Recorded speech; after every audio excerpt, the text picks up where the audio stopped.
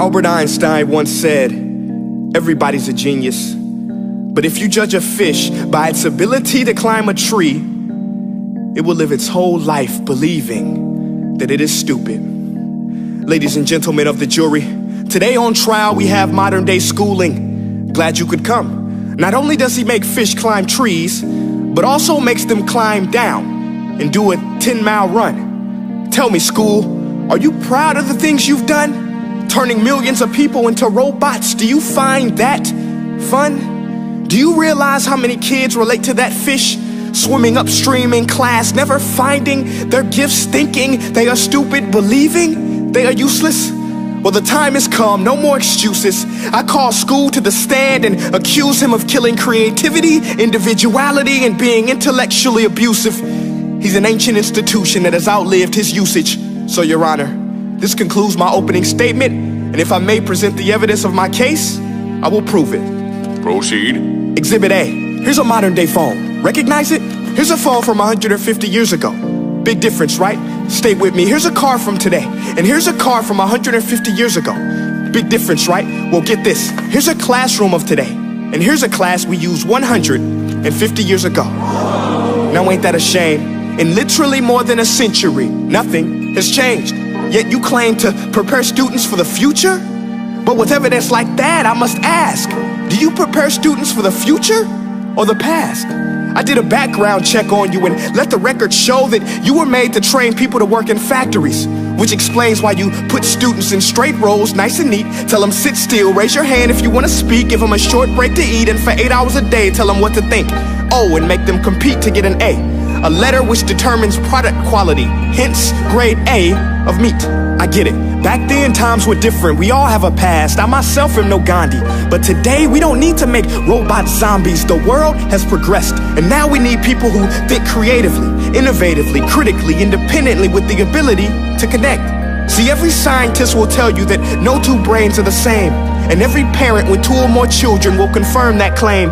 So please explain why you treat students like cookie cutter frames or snapback hats, giving them this one-size-fits-all crap. Watch your language. Sorry, Your Honor, but if a doctor prescribed the exact same medicine to all of his patients, the results will be tragic. So many people would get sick, yet when it comes to school, this is exactly what happens. This educational malpractice, where one teacher stands in front of 20 kids, each one having different strengths, different needs, different gifts, different dreams, and you teach the same thing the same way? That's horrific. Ladies and gentlemen, the defendant should not be acquitted. This may be one of the worst criminal offenses ever to be committed. And let's mention the way you treat your employees. Objection. Overruled. I want to hear this. It's a shame. I mean, teachers have the most important job on the planet, yet they're underpaid? No wonder so many students are short-changed. Let's be honest, teachers should earn just as much as doctors, because a doctor can do heart surgery and save the life of a kid, but a great teacher can reach the heart of that kid and allow him to truly live. See, teachers are heroes that often get blamed, but they're not the problem.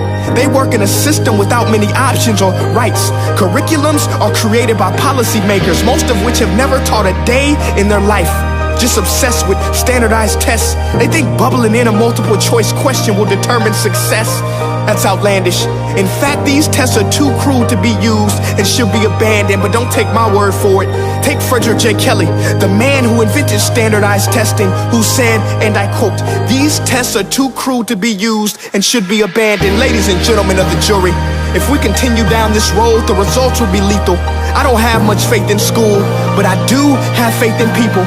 And if we can customize healthcare, cars, and Facebook pages, then it is our duty to do the same for education, to upgrade it, change it, do away with school spirit, because that's useless. Unless we're working to bring the spirit out of each and every student, that should be our task.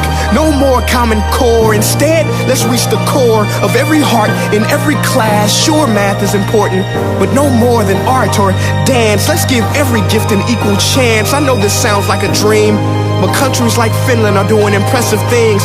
They have shorter school days, teachers make a decent wage, homework is non-existent, and they focus on collaboration instead of competition. But here's the kicker, boys and girls. Their educational system outperforms every other country in the world. Other places like Singapore are succeeding rapidly. Schools like Montessori, programs like Khan Academy. There is no single solution, but let's get moving. Because while students may be 20% of our population, they are 100% of our future. So let's attend to their dreams, and there's no telling what we can achieve. This is a world in which I believe, a world where fish are no longer forced to climb trees. I'll rest my case.